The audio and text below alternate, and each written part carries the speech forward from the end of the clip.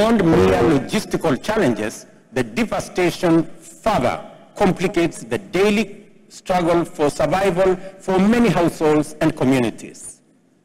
The situation in our Horn of Africa region, in many other developing countries, lay bare the harsh reality of climate change. It is a poignant reminder of its disproportionate impact and a call to action for all of us to mobilize rapidly to address this imbalance with urgency, solidarity, and inclusivity.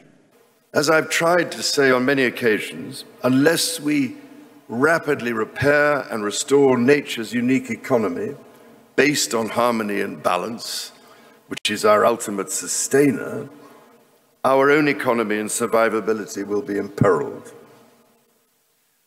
Records are now being broken so often that we are perhaps becoming immune to what they are really telling us.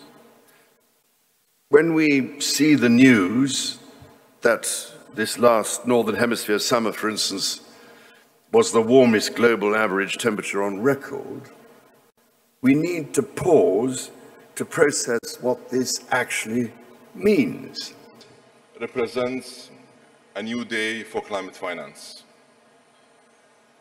a new day to help build trust,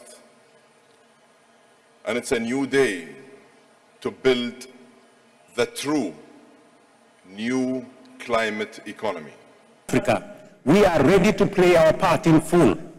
The Nairobi Declaration, which we adopted at the conclusion of the first Africa Climate Summit, set out the vision and pathway for Africa to be a vital part of the global solution to the existential climate challenge we face.